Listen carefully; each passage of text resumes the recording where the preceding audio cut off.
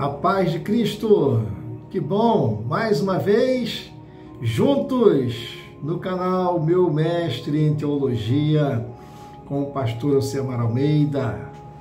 Glória a Deus! Hoje nós vamos estudar a doutrina de Cristo, ou Cristologia, tá? Mais uma doutrina no dia de hoje, em que você vai aprender quem é Jesus Cristo. Mas quem é Jesus Cristo baseado no conhecimento bíblico. Isso que é doutrina, tá? Então você vai saber quem é Jesus revelado na Bíblia. Você vai entender o que é Cristologia, tá? Isso é uma matéria de seminário, onde você estuda, normalmente tem seminários que dá essa matéria em 6 meses, tem seminário que dá em 1 ano, porque é uma matéria muito importante. Então você vai aprender um pouquinho aqui dessa doutrina, Cristologia, amém? Então, Cristologia é o estudo bíblico sobre a pessoa e a obra de Jesus Cristo. E você, digo para você agora, quem é Jesus Cristo para você? O que você acha? Já respondeu essa pergunta alguma vez? Não? Ah, então você vai ter essa resposta hoje, você vai aprender. Olha, primeiro ponto que eu quero te falar é sobre algo muito interessante e misterioso também, e humanamente bem difícil de entender. É sobre a pré-existência de Cristo, tá?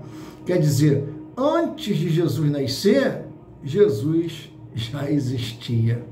É muito mistério, Mas é assim, depois que você se converte, quando você recebe o Espírito Santo de Deus, essas coisas ficam mais fáceis de entender. Muito mais fácil. Talvez você se cobre, dizendo assim, puxa, eu sou formado em faculdade, tenho 3 faculdades, ou às vezes eu sou médico, eu sou advogado, sou engenheiro, mas eu não consigo entender essas coisas, tipo pré-existência de Jesus Cristo. Mas não é conhecimento de faculdade que faz você entender essas coisas, não. A única ferramenta que existe, a única pessoa que existe é o Espírito Santo de Deus, quando ele encontra morada nos corações. No livro de João, capítulo 1, versículo de 1 a 3, diz assim: no princípio era o Verbo, e o Verbo estava com Deus, e o Verbo era Deus. Essa é a tradução correta, tá? Tanto da Septuaginta, que é a tradução do Antigo Testamento do hebraico para o grego, tá? E quanto a tradução do Novo Testamento, que já foi escrito em grego, tá? Então, a tradução correta é essa. O verbo, no princípio era o Verbo, e o Verbo estava com Deus, e o Verbo era Deus. Então Jesus, ele já existia antes de nascer lá em Belém. Ele é eterno e participou da criação do mundo. Em Colossenses 1,16, apóstolo Paulo escreve assim: pois nele foram criadas todas as coisas. Em João 1,14, vai falar da encarnação, onde Deus se fez homem. João 1,14 diz assim: e o Verbo se fez carne e habitou entre nós. Eita, que maravilha! Deus se fez carne, se fez homem, igualzinho a nós, fisicamente, tá? Jesus nasceu de uma virgem, nasceu de Maria e cresceu igualzinho eu e você. Ficou lá no ventre da sua mãe, lá no ventre de Maria, foi gerado pelo Espírito Santo. Jesus veio ao mundo como homem, mas sem deixar de ser Deus. Tá? Então ele nasceu da Virgem Maria porque precisava ser cumprido uma profecia messiânica em Isaías 7,14. E Isaías 7,14 foi escrito há aproximadamente 700 anos antes de Cristo ou mais, tá? Então, Isaías 7,14 diz assim: portanto, o mesmo Senhor vos dará um sinal. Eis que a Virgem conceberá e dará à luz a um filho, e chamará o seu nome Emanuel. Então é por isso que Jesus nasceu da Virgem Maria. Tá? Foi gerado pelo Espírito Santo. Maria, uma serva de Deus, ela era virgem ainda, nunca tinha tido relação com nenhum homem, e pelo Espírito Santo gerou Jesus Cristo. Então Jesus Cristo, ele é 100% Deus e é 100% homem. Sei que é difícil entender.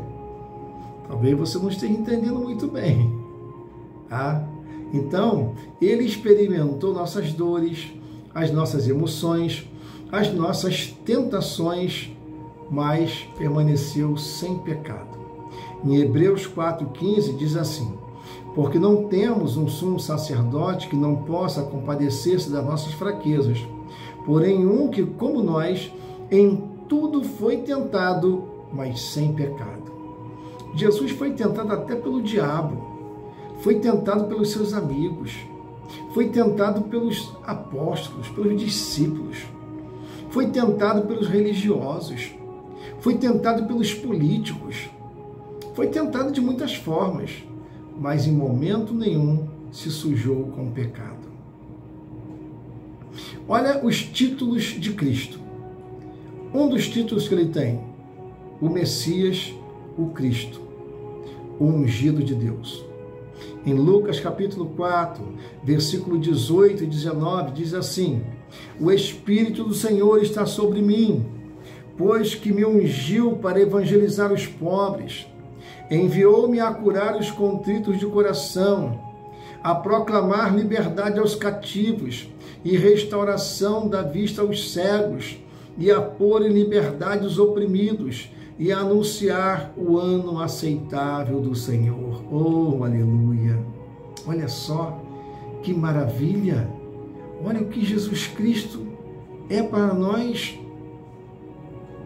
Ele veio para quê? Para nos libertar. Veio para restaurar nossa visão. Ele veio para nos deixar livre da opressão. E veio para nos dar um ano aceitável do Senhor. Essa é a missão de Jesus Cristo. Esse é o nosso Deus.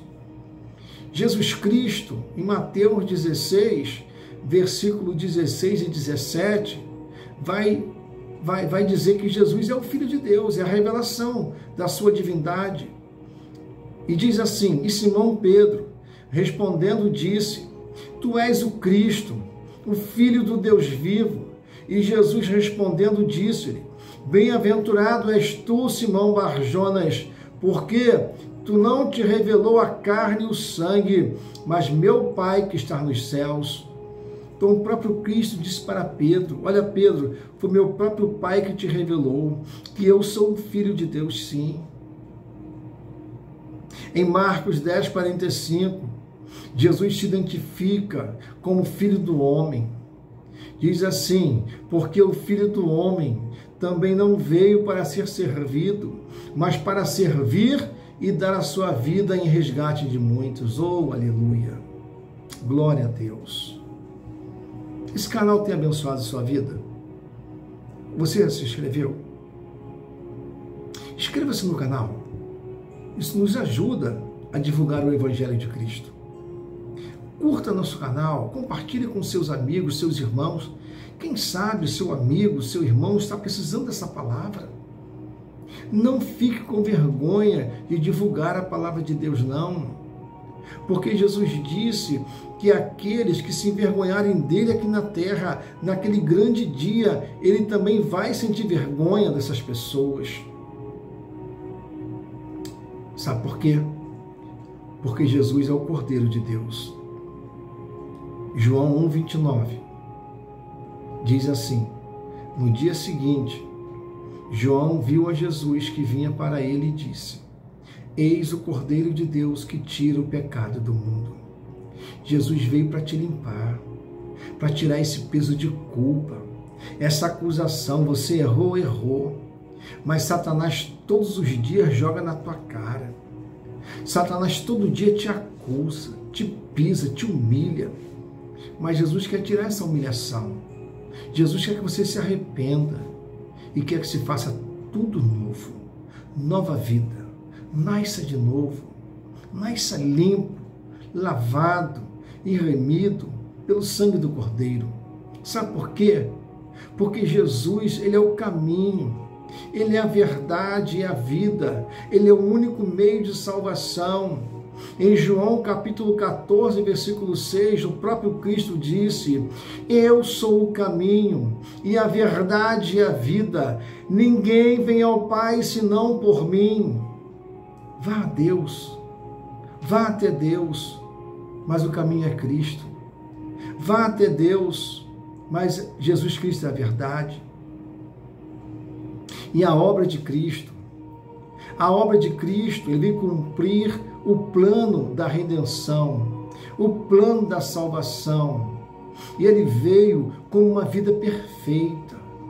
Em 2 Coríntios, capítulo 5, versículo 21, vai dizer que Jesus viveu sem pecado para ser o sacrifício perfeito. Aquele que não conheceu o pecado, o fez pecado por nós, para que nele fôssemos feitos justiça de Deus. No plano da redenção, incluía a morte de Cristo, mas tinha que ser na cruz. E ele morreu em nosso lugar, levando os nossos pecados. Isaías capítulo 53, versículo 5. Mas ele foi ferido por causa das nossas transgressões e moído por causa das nossas iniquidades. O castigo que nos traz a paz estava sobre ele, e pelas suas pisaduras nós fomos sarados. Mas no plano da salvação também incluía a ressurreição.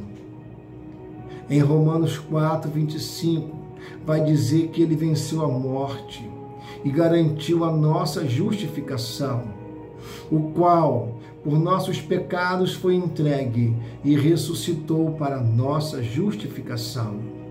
E também no plano da redenção estava também previsto a sua ascensão. Em Hebreus 7, 25 vai dizer que Jesus Cristo está à direita de Deus e é Ele que intercede por nós. Portanto, pode também salvar perfeitamente os que por Ele se chegam a Deus, vivendo sempre para interceder por eles. E no plano da salvação também está incluído a sua segunda vinda, a sua volta. Atos 1:11 diz que Jesus voltará, e voltará para buscar a sua igreja a reinar como um rei, junto com a sua igreja. Em Atos 1:11 diz assim: os quais lhes disseram: homens galileus, por que estáis olhando para o céu?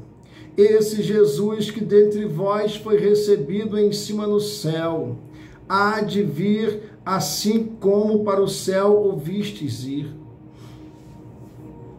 Em Apocalipse capítulo 19, versículo 15 e 16, diz assim: e da sua boca saía uma aguda espada, para ferir com ela as nações, e ele as regerá com vara de ferro, e ele mesmo é o que pisa o lagar do vinho, do furor e da ira do Deus Todo-Poderoso.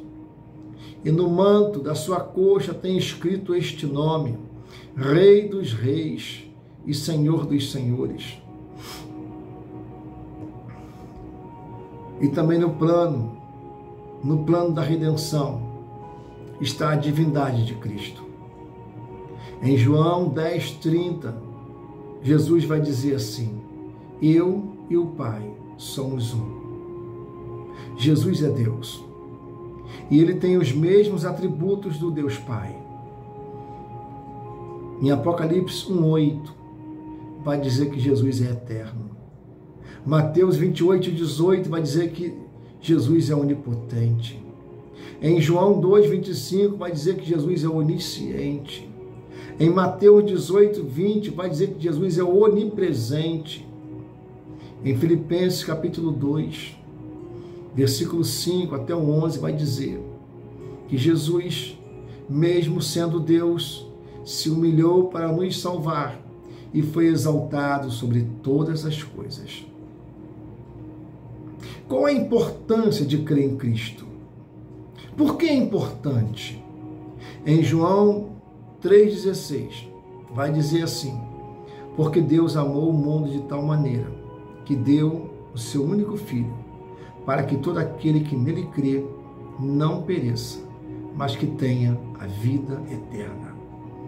Crer em Jesus não é apenas conhecer sobre Ele, mas é confiar nele como Senhor e Salvador. Somente em Cristo há perdão, há salvação e vida eterna. No livro de Atos, capítulo 4, versículo 2, vai trazer essa afirmação. Jesus é Deus. Jesus é Salvador. Jesus é Senhor. E Jesus é Rei. Você já entregou a sua vida a Jesus Cristo? Eu te convido a ter uma vida de arrependimento e fé, para que você tenha um encontro real com Jesus Cristo e também tenha a tua salvação. Inscreva-se no nosso canal, curta, comenta e compartilha. Vamos orar ao Senhor? Senhor Deus e Pai, te agradecemos pela revelação do Teu Filho, Jesus Cristo, nosso Salvador. Hoje, ao meditarmos na Tua Palavra, reconhecemos que Cristo é tudo para nós. Ele é Deus, Ele é Salvador e Ele é Rei. Eu peço que esta mensagem alcance cada coração que ouviu, que haja entendimento, arrependimento e entrega verdadeira a Cristo. Senhor, toca aqueles que ainda não te conhecem e fortalece aqueles que já caminham contigo. Abençoa cada família, cada vida representada, cada pessoa que está ouvindo essa mensagem agora. Que a tua paz, o teu amor e a tua presença sejam manifestos sobre todos. Que possamos viver para a glória de Cristo, aguardando com esperança a sua volta. Oramos em nome de Jesus. Amém. Ovelha querida e amada, não se esqueça, Jesus te ama e pastor Elcemar Almeida também.